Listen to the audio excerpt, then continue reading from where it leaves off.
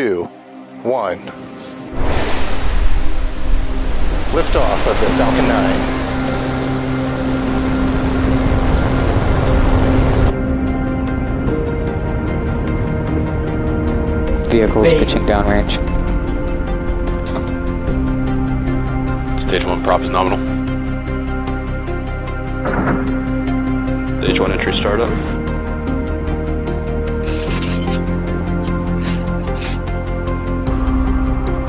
Stage 1 is transonic.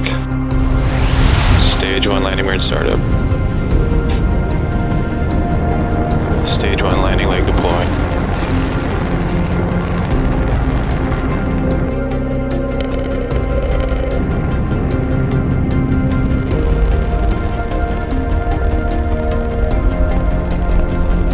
Falcon 9 has landed.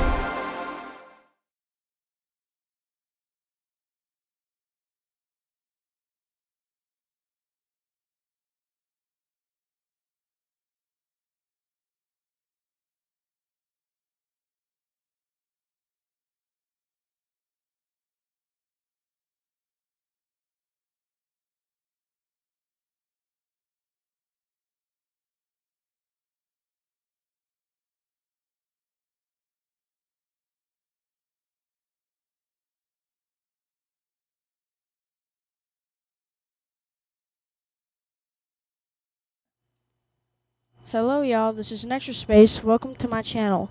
And for today is Ovzone-3 launching B1076 for its 10th flight. I'm your host, Extra Space. Yesterday, as you saw, the first Vandenberg launch with the first CellSats. The first Vandenberg Starlink launch I ever recorded was yesterday. So this is the second launch for today, or second launch for SpaceX. Couple under 24 hours from that launch, we're getting another launch. So this is going to bump up SpaceX's cadence to 2 launches right now. Since SpaceX did this is a big step. 2 launches in one day, technically. I'm joined by another person. Say hi. Hi. Welcome to the stream again. This is like your 3rd stream or 4th. Yep. You're gonna be staying here for a while unless you can't come. But yeah. So we're gonna talk about a little bit of history about this booster real quick. So this booster, let me get it up. I'm gonna go get my laptop up ready so I can put the Starlinks thing up or see how much launches this booster had. Now this is a pretty historical moment for SpaceX yet again. This is its 10th launch, so it's basically a If this booster launched every single year, it would be a decade old technically.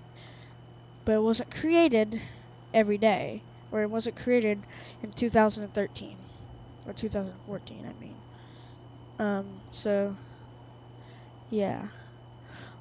Let me just get the thing up real quick, since this is kind of convenient, so I don't have to show y'all the stuff. So this is going to be more helpful. So this is B1076. On its 10th flight. It will be landing at landing zone 1. It will be a 52-day turnaround in the 272nd Falcon recovery attempt.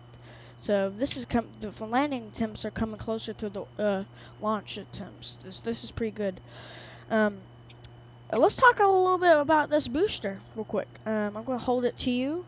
If you know this, then Booster 1076. What was the first launch of this, and what's the history of it and stuff? I don't actually know.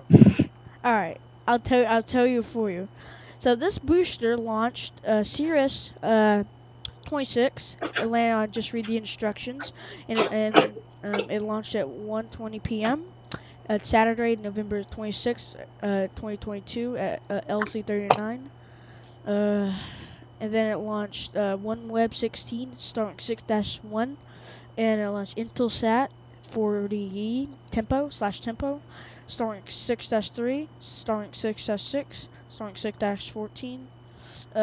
It launched Starlink 6-21 and O3B mPOWER 5 and 6, and it's launching this mission for its 10th flight of Ovzone-3. This booster was this is a pretty good and pretty reliable booster too.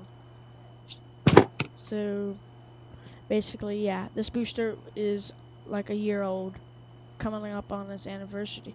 Let me see. Actually, it has got its anniversary. It is a couple. It's like a 1 year and a quarter. Almost. It's coming close to a quarter-year old. So its next milestone is 2 years old. Which, yeah. And also, I have an interesting question that's been on my mind all day.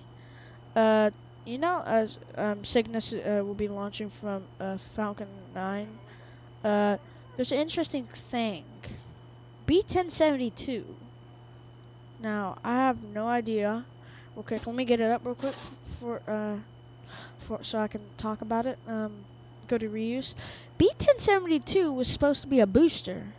Now, it will be launching this year for some apparent reason. It has 0 flights, but it will be Cirrus NG-20. It'll be landing for the first time. So this will be a clean new booster, even though it's in the 70s. So this booster is basically a 60 booster, but it's not quite there. It's quite a little bit higher. So it'll be launching on January the 29th of this month, carrying Cirrus NG-20 to the International Space Station at 11:20 a.m. Central Time at LC-40. So this will probably have a fairing on it, and Cape Canaveral, SFS, Florida, USA. So yeah, so interesting. Do you know why they didn't have B-1050 or 72 already in the fleet, and why they skipped it?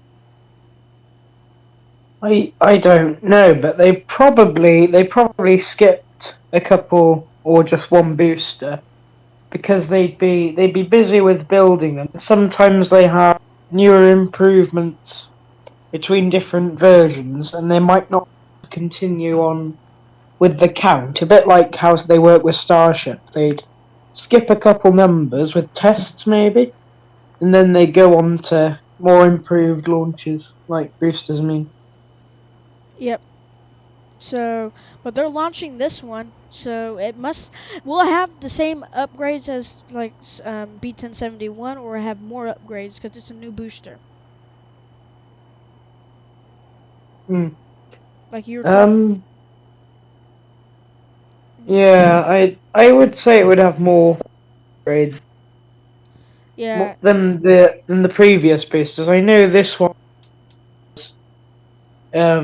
better ways of handling its landing. B1058 because in one of the tweets that I think Elon posted, he posted saying about how the legs were improved in on the later version of the booster, So just so they didn't tip over. so B1072 will definitely have upgrade landing legs, right? Yeah, yeah, hopefully, yeah. Uh-oh. Then one day, it's like ArabSat, or it's like one of the Cirrus missions. It just, as soon as it lands, it just tips over. Yeah. All right. So let me get this countdown up here real quick before we start talking all about this, because I don't want to get carried away when AS relaunches. That has happened to me like before. I think once I was being carried away and then it lifted off. I was like, "Oh, go, Falcon, go Starlink!" Like I was so sad. And look at him laughing at me. I'm gonna beat you up. I'm just joking. No, please. I don't care. Die! Ha ha! Okay, sorry. Let's don't act like this on here. So let's go on Twitter.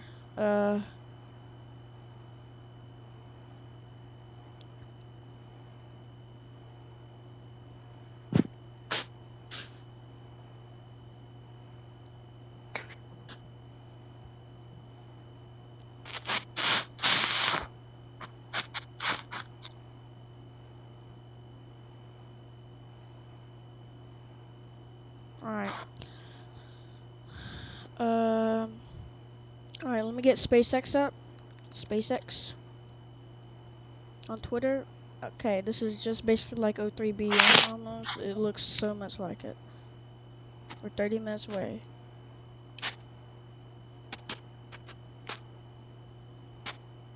Alright. Whew. Alright. So I'm gonna get the thermal count up and we'll start continuing talking. Sounds good. Yep. We're T-minus 22 minutes and 0 seconds.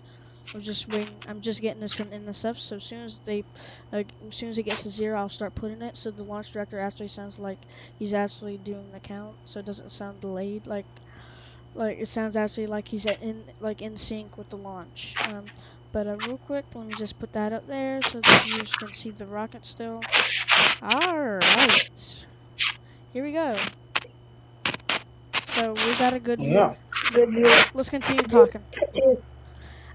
So this is a Falcon 9 Block 5. This is B-1076. Carrying Ovzone-3 for its 10th flight. Anybody else joining? Next launch will be Starlink 6-35, or if SpaceX is if that's a big delay though, that's kind of a dent in their like launch cadence right there. But I think they'll get 12 launches every month. They can do it. And oh my gosh, bro, SpaceX is going for the double launches now. The Starlink 6-35 will have Starlink 7-10 launching on the same day. So SpaceX is really serious about this. They're not joking. They're launching 2 rockets. So basically, this will be the first double header to happen. Oh, look, there's a car. Whoa, what the heck is it doing? The path should be cleared. Imagine if it just plumes. Just ignore what I said. Yeah, this booster should be landing in the daylight. Sunset. It might not reach the time. This might not be a daytime. You kind of have to be nuts not to jump into real estate, but it's not what you think. Now look at other. This booster, this might not be a daytime landing. It might be the first nighttime landing in a while. In the landing zone, or one of the. No. All right. Sadly, the sun will exactly set before the liftoff. So no night landing, or no sunset landing. Sorry. It's already getting dark. Yeah. But still, the sun can't set in 20 minutes or 19 minutes. So there's still possibility of light, but not during the landing. But yep. Yeah. Pretty cool. Yep.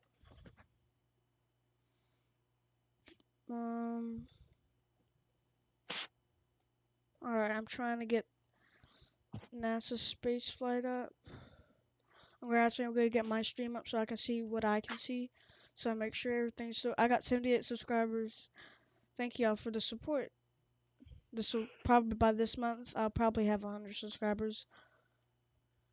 So if y'all do that, y'all getting 100 sub stream. You know how those go, right? It'll be party all day. You'll be bouncing. Yeah, we'll probably have it like only a space thing. We're not gonna do. I'm gonna only invite space people this time. I'm not gonna go through that again. Screw those people, by the way. I hate them. But still, we're 18 minutes away from this launch. I'm gonna go on Twitter so I can see SpaceX's feed. Quick.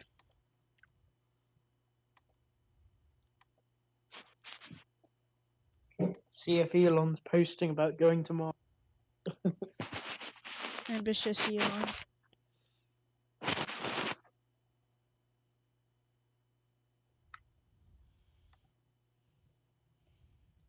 Right.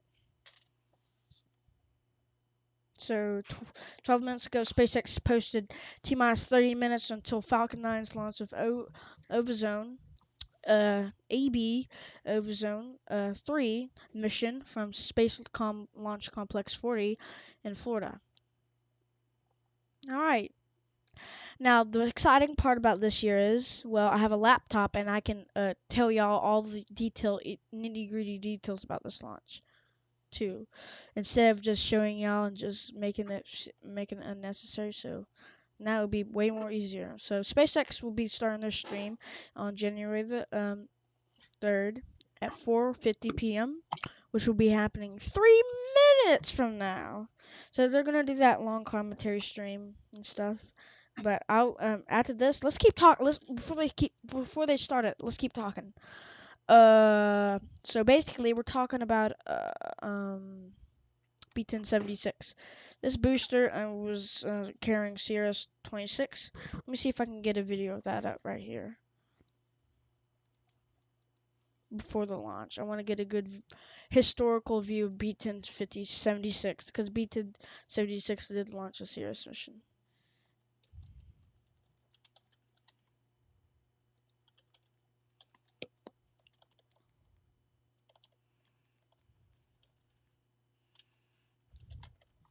So CRS-26.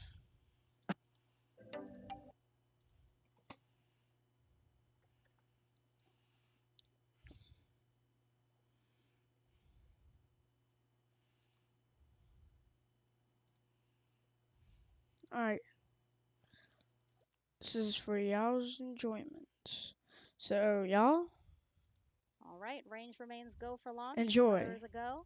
Today will be the first flight of both the booster and Dragon spacecraft. T-minus 30 seconds. At launch, the International Space Station will be 260 miles in altitude, flying south of Nuremberg, Germany. Stage 1, pressing for flight. 15 seconds. All right, here we go. T-minus 10, 9, 8, 7, 6, 5, 4, 3, 2, 1. Engine full power. And liftoff of CRS-26. Go Falcon and happy Thanksgiving ISS. That's right, liftoff of SpaceX's Falcon 9 rocket for the 26th cargo resupply mission, bringing new science experiments and solar arrays to the International Space Station.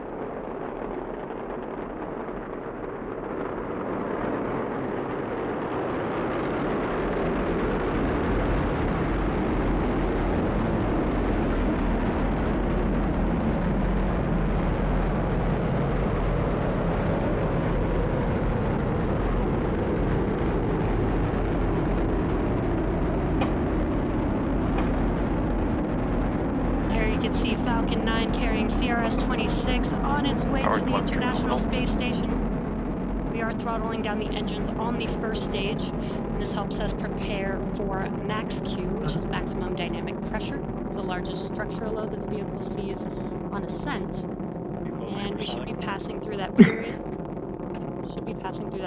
In a few seconds here.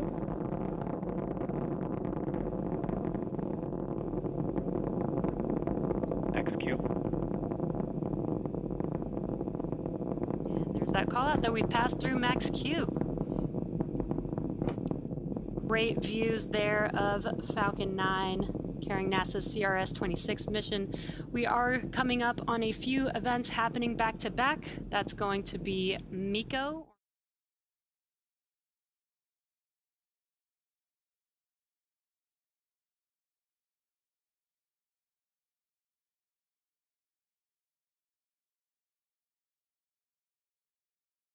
Alright, as you saw, that was B-1076's first launch. of ever.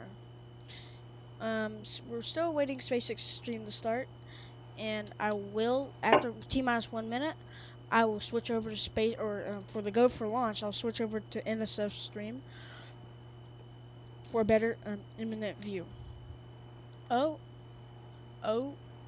it's starting. Y'all enjoy. I'm pulling it up now.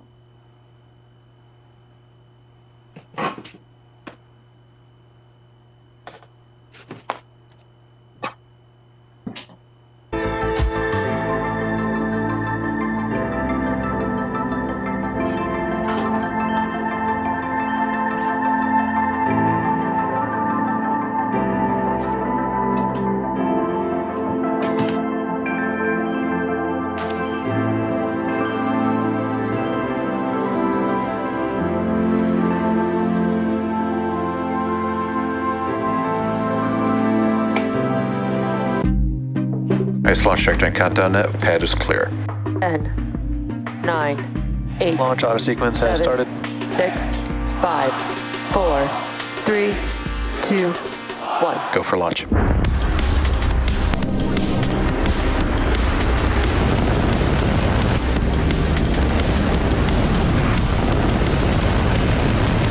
Vehicle is supersonic.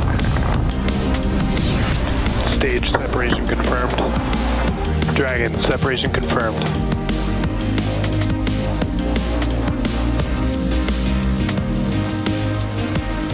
Stage 1 is transonic. Landing legs have deployed. And Falcon 9 has landed. Hello everyone, it's Wednesday, January 3rd, 2024, and you're looking at a live view of our Falcon 9 rocket awaiting its 6:04 p.m. Eastern Time launch from Space Launch Complex 40 at Cape Canaveral Space Force Station in Florida. My name is Zachary Lupin, and I'm an avionics reliability engineer here at SpaceX, and I'm joining you from SpaceX headquarters in Hawthorne, California. Welcome to our live launch coverage of the Ovzone-3 mission for our customer Ovzone. Today's launch marks SpaceX's second mission of 2024 and 297th overall mission to date. Ovzone-3 is the first privately funded and developed Swedish geostationary satellite ever to be launched. It carries Ovzone's patented solution with high-power steerable beams and unique software-defined capabilities. It will become operational when reaching its exact destination and after in-orbit testing by mid-year 2024. We'll have more to share about tonight's mission later on in the webcast. At T-minus 10 minutes and 10 seconds, let's learn a bit more about the Falcon 9 supporting tonight's mission, which is flying for its 10th time today. Falcon 9 is a two-stage rocket that is designed and manufactured by SpaceX for the reliable and safe transport of people and payloads into Earth orbit and beyond. The entire vehicle stands at about 229 feet tall, or almost as tall as the Taj Mahal in India, which stands at 240 feet. The bottom two-thirds of the vehicle is the first stage, also referred to as the booster. Its objective is to accelerate the vehicle through the Earth's atmosphere to space using 9 Merlin 1D engines and then separate from the rest of the rocket. Not only is the first stage the largest part of the rocket, but it's also the portion of the rocket that we attempt to land on one of our autonomous drone ships or back on land for future reuse. Reusability is extremely important as it allows us to refly the most expensive parts of the rocket, which in turn drives down the cost of access to space. Located above the first stage is the second stage, which has a single Merlin vacuum or MVAC engine, which ignites after the first stage separates. And that second stage is what will carry the Ovzone-3 payload into orbit. The payload for tonight's launch is safely enclosed inside of the 17-foot diameter payload fairing, which is that large barrel structure with the pointed nose on top of the second stage. Manufactured out of carbon composite, the fairing protects satellites on their way to orbit and get jettisoned approximately 3 minutes into flight. The fairing halves supporting tonight's mission are both flight proven, with one half flying for its 9th time and the other half flying for its 14th time. After separation from the second stage, both fairing halves will return to Earth and be recovered by our recovery team. At T-minus 8 minutes and 20 seconds, Falcon 9 is tracking no issues and the payload is healthy. Propellant loading started at the T-minus 35-minute mark and will finish at around T-minus 2 minutes.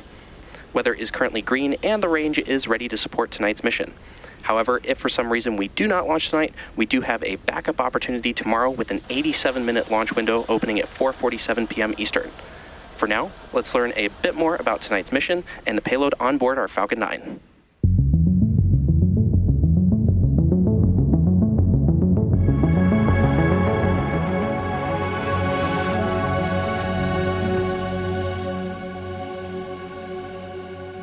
Ovzone is a world-leading mobile satellite communications services company offering integrated SATCOM as a service to customers across the globe. Ovzone was founded in Sweden in 2006. At that time, the company was focused on designing, developing, and delivering the most capable mobile satellite terminals. With mobility, we really mean the smallest, easiest to carry, lightest, and best performing satellite terminals. Today, Ovzone is the leading solutions provider of fully integrated end-to-end SATCOM as a service that delivers the highest levels of connectivity. We have customers and end users in the US, in Europe, and other parts of the world.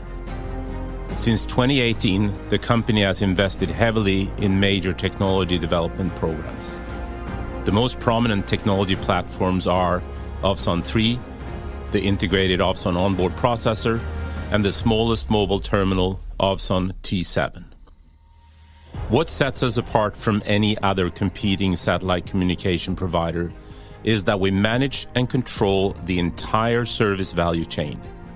We deliver SATCOM as a service with immediate connectivity. Our commitment to customer support is second to none. We deliver 24/7, 365 customer service and support in both a centralized and decentralized way.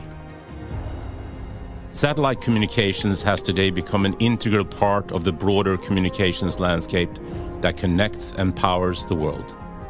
The increased geopolitical tensions in the world fills our news daily. The warnings of environmental changes are obvious, as we see growing numbers of natural disasters such as floodings, storms, and wildfires. This has also led to the increased refugee streams across borders.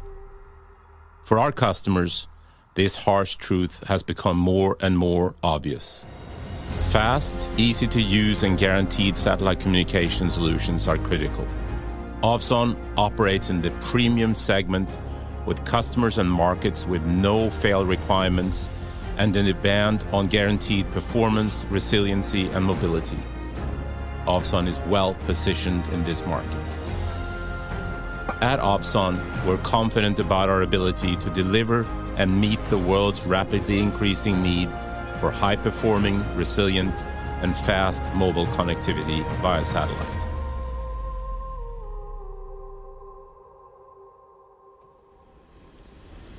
Coming up shortly, the transporter erector, or TE, will retract away from the Falcon vehicle. The TE is that large truss structure you see there next to the rocket. First, we'll see the clamps open around the second stage, and then the TE will begin to pull away from the rocket slightly. At T0, ground hydraulic systems will pull the TE even further away from Falcon 9 as it lifts off. We should be seeing those clamp arms opening in just a few moments.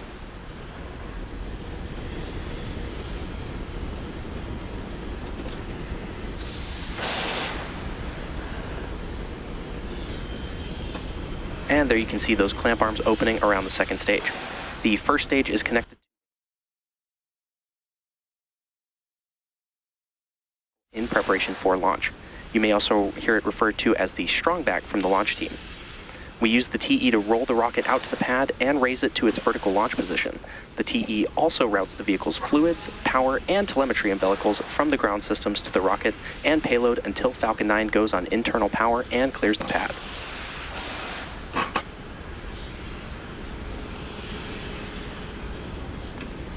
At this point in the countdown, both the first and second stages are nearly fully loaded with 1 million pounds of kerosene fuel and liquid oxygen. Both the first stage and second stage should finish loading propellant about a minute apart from each other, with the first stage finishing up at the T-3 minute mark and the second stage at around the T-2 minute mark. You may have also noticed those white clouds around the rocket. They are part of the chilled gas above the LOX tank liquid surface that we vent overboard to maintain pressure in the tank as needed. And when that gas comes out into the Florida air, the humid moist air condenses into clouds and water.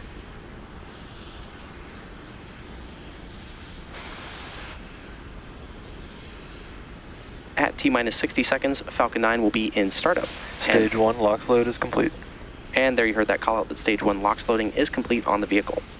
At T-minus 60 seconds, Falcon 9 will be in startup. This means that the rocket's autonomous internal flight computers will have taken over the launch countdown. And then just inside of T-minus 2 seconds, we'll light the Merlin 1D engines for liftoff.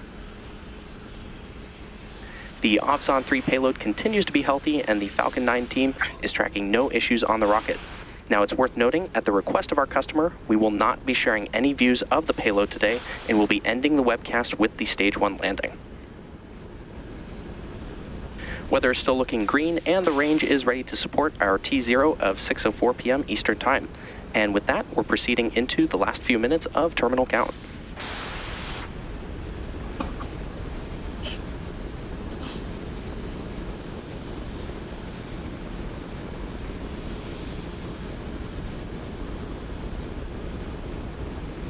Coming up in just a few moments. Stage 2 LOX load is complete. And there's that call out that Stage 2 LOX loading is complete on the vehicle. Falcon 9 is now fully loaded with 1 million pounds of kerosene fuel and liquid oxygen.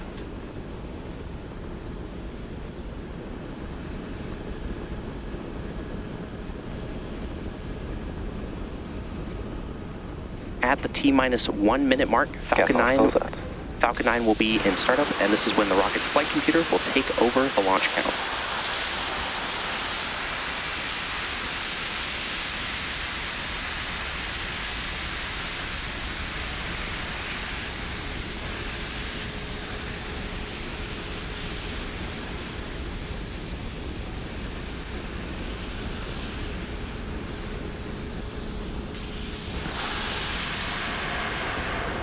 Falcon 9 is in startup. And there you heard that call out that Falcon 9 is in startup.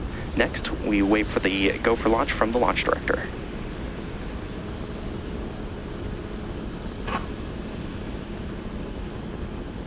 LD, go for launch. And there you heard that the LD is go for launch. So at T-minus 38 seconds, all systems are go for launch of Falcon 9 with the Ovzone-3 payload.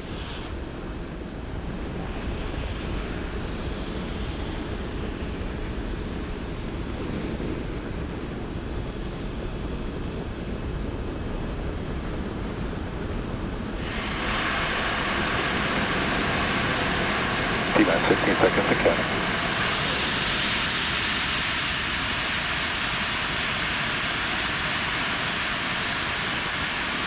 T-minus 5, 4, 3, 2, 1, 0, mission. Whoa!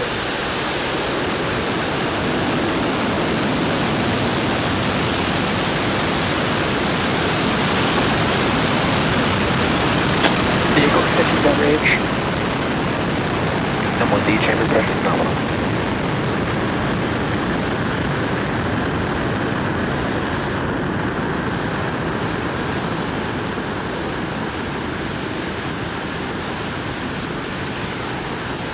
At T-plus 30 seconds and counting, Falcon 9 has successfully lifted off from Pad 40 at Cape Canaveral Space Force Station, carrying the Ovzone-3 payload. Now, during the rocket's ascent, we'll tilt the engines, the technical term for that being gimbling, and that's when we turn the rocket horizontally in what we call telemetry is nominal. In what we call a gravity turn. The rocket will still be going up, but will now also be headed horizontally away from the launch pad. Moments ago, we also throttled the engines down in preparation for max Q or maximum aerodynamic pressure.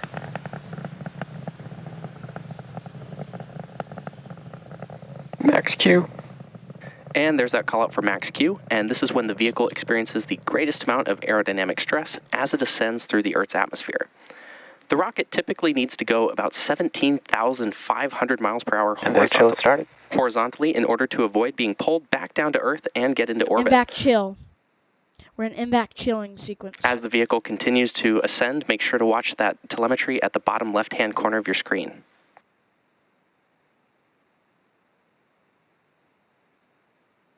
Coming up shortly, we're going to have 5 events in rapid succession, starting with MECO, or main engine cutoff. This will be followed by stage separation. Then we'll have the stage 1 flip. This will be followed by the second engine start 1.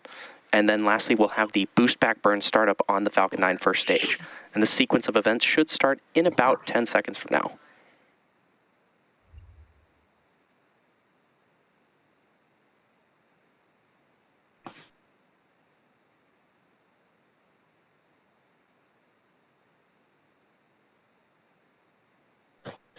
MECO.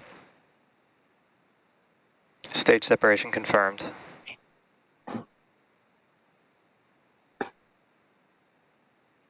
MVAC ignition. There we go, MVAC ignition. Stage 1 boost back startup. And stiffener ring is called And there you off. heard and saw those events happening back to back with MECO, followed by stage separation, stage 1 flip, followed by the second engine start 1, and then the stage 1 boost back startup.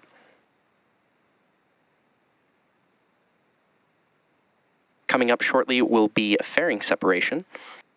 This is when we jettison the fairing halves away from the second stage. And as I mentioned earlier, both fairings are already flight proven, and we'll be attempting to retrieve these fairing halves again once they fall back to Earth.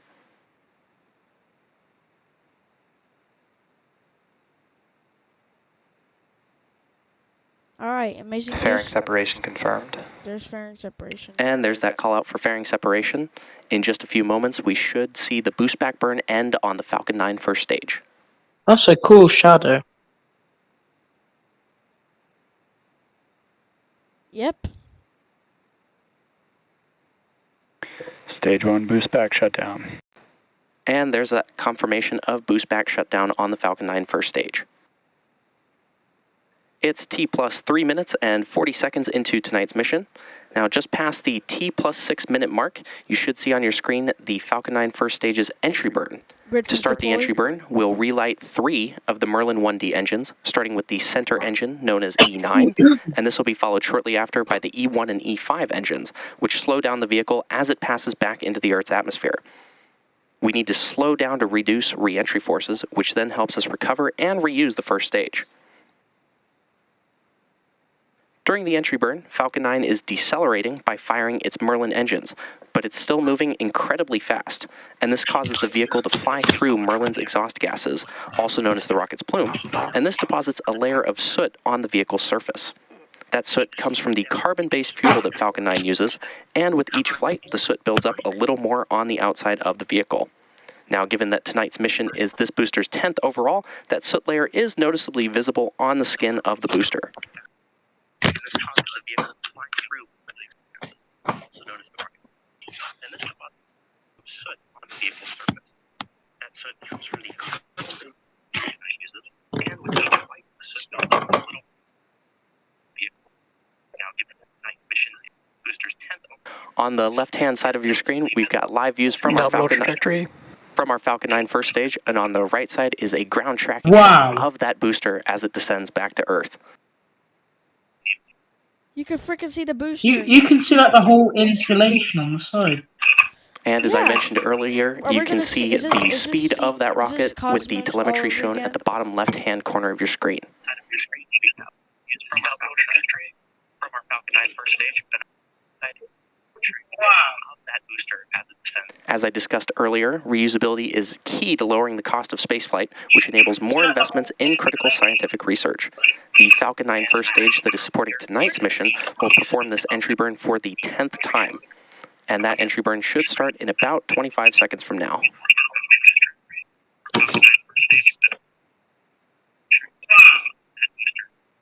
As I discussed earlier, reusability is key to lowering spaceflight, which enables more investment in critical scientific research. The Falcon 9 first stage that is supporting tonight's mission will perform this entry.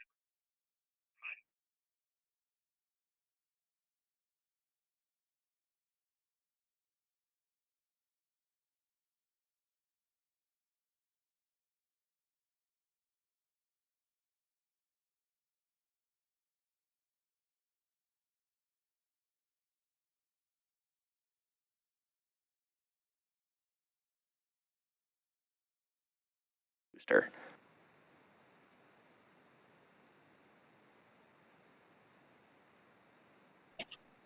Stage 1 entry burn shutdown. Stage 1 FTS is safed. And there's confirmation of entry burn shutdown on the first stage.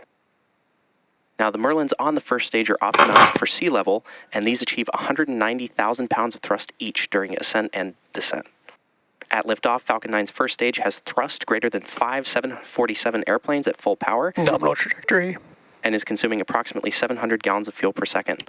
We also just heard that call out of nominal trajectory.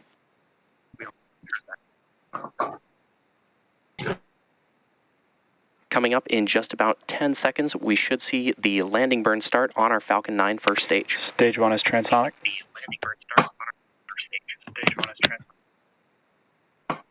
Second stage in terminal guidance.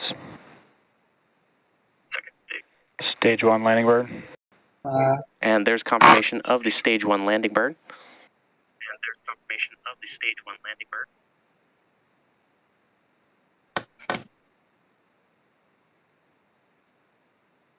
Stage 2 FTS is safe. That was a cool landing. MVAC shutdown. Landing leg deploy.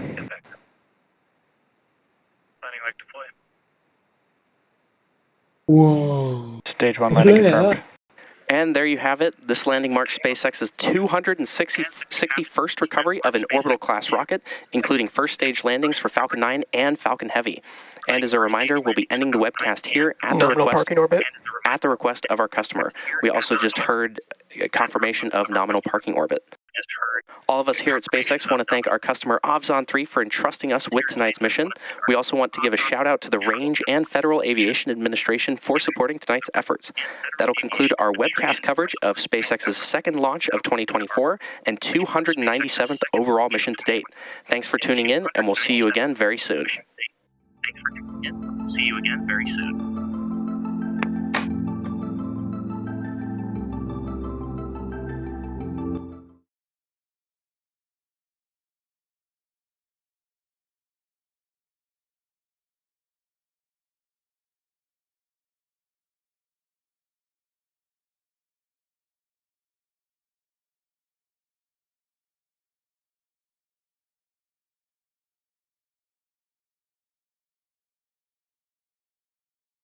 No, they can't.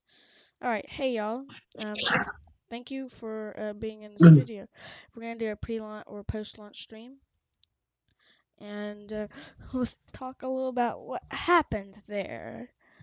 So as you saw, Falcon B-1076 lifted the second stage and Ovzone-3 payload into orbit today.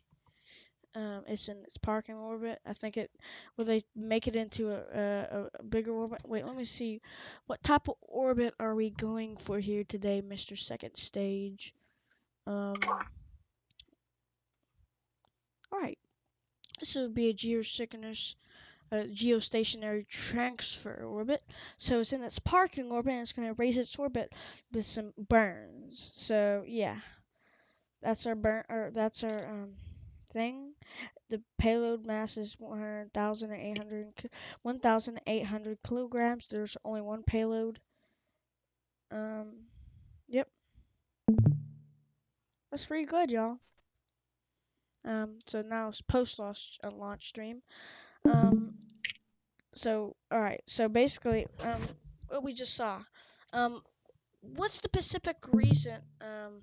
Why do they do RTS? And why do they do them? And what's the specific reason of doing it? Because they do drone ship thing. They do drone ship landings. Some of the Falcon 9 launches, it was a bit like the reason I gave for the Falcon Heavy. It's because of performance. They might need more fuel to push the booster and the payload a lot further than they can with the fuel in the second stage. So the booster will burn for longer, which will burn through the fuel that was supposed to be used for probably a drone ship landing with a heavy launch. With a light launch, they would, if they had more than enough fuel, They'd do a boost back burn, and they'd land on ground rather than a drone ship. Yep. It does depend on how much fuel they need for the payload. Yep. So if it's a drone ship landing, then after they using about the fuel they use for a boost back burn, they'll separate, and the first stage will coast. It actually makes a trajectory to a drone ship, so basically the second stage would go to the drone ship if it didn't ignite its engine. So it put the first and the entry burn aligns it perfectly too. So basically, three burns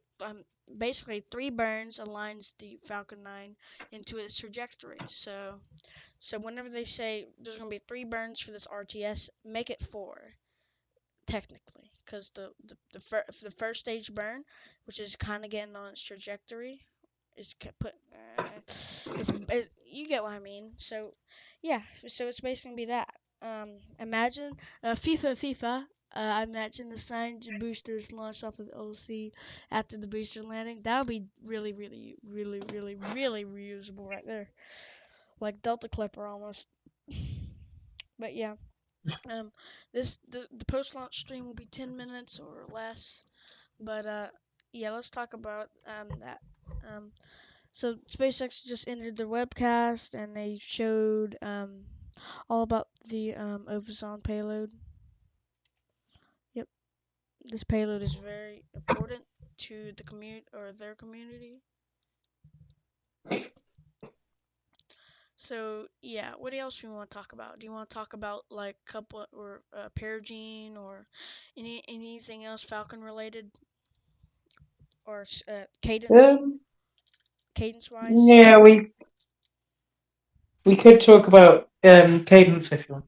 All right, that's perfect. Okay, talking about their cadence. Let me go to the next space flight real quick. So basically, their cadence is double launches every day. 2 launches from Vandenberg, or no, 1 launch from Vandenberg and 1 launch from Florida. Now, do you think that's a good launch cadence every day? Like 2 launches from 2 separate spaceports. Do you think that'll bring them to 144 launches for this year? Because they did it for the first 2 launches, and now they're going to do it for Starlink 6S35 and Starlink 6-710. Do you think that's good or bad, or is it both? Well, it is good they're launching more of the Falcon 9s because they'll get through the lists of all their satellites and all the payloads they got to launch. They'll get through that quite quickly, even though they'll just keep piling up anyway. But still, they'll get through them quickly. They'll earn money quicker, so they'll be able to do more things in the future. So they'll be able to fund missions to Mars, for example. Just like Starlink launches or etc.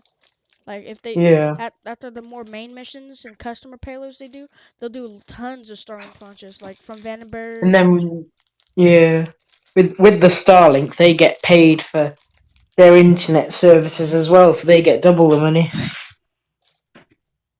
So they would really prefer doing that more than Yeah. Yep. And their cadence is really tight. So there'll be 2 drone ships or either landing zones. And you saw that one of the side boosters are still there. That shows how good their cadence is, and how late or how early it was for that landing. And they've still got enough boosters that'll last them a lifetime. They could do launches all the time. That's why, because they've built so many boosters that I have no idea what the names are to launch. That they just don't need to reuse all of them at one time. They don't need to bring them in all the time. They just leave them out on the pad until they need them. Yep. Yeah. Yeah. So basically, the more boosters they make, the more every day they can refurbish the latest booster. This endless cycle, basically, right? Yep. Launch, land, launch, land, reuse, launch and land, reuse, launch and land, reuse, launch and land, then launch, land, launch and land, then reuse and land, reuse and land.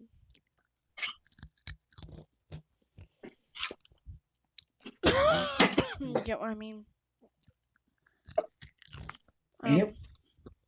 Launch, land, relaunch is what they do.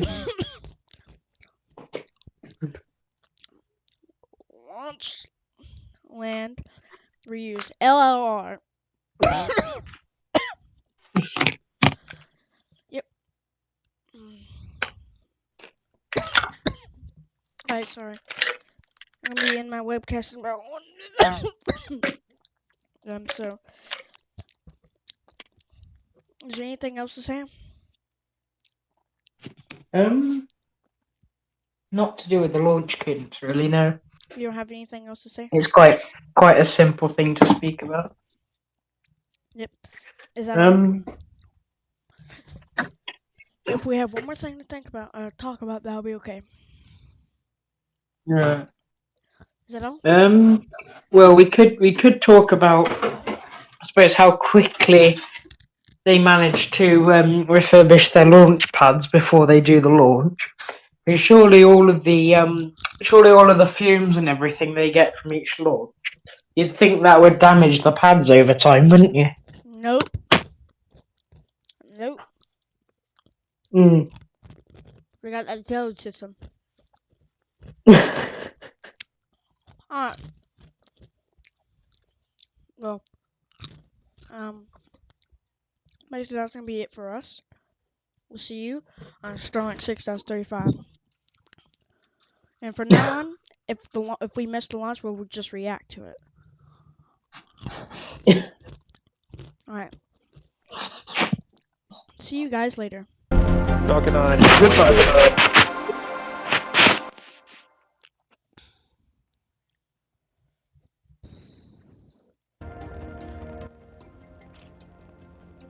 Falcon 9 has landed. I'm gonna play the outro, 2, so I'm gonna shut up now. 1. I'm gonna shut up. Lift off of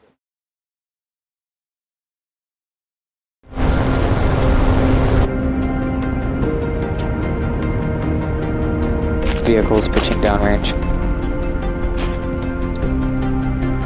Stage 1 prop is nominal. Stage 1 entry startup.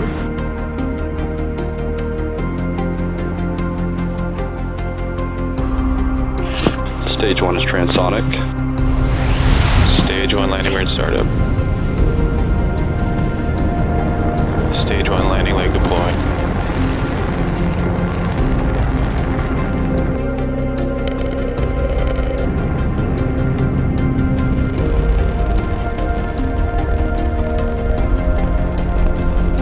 Falcon 9 has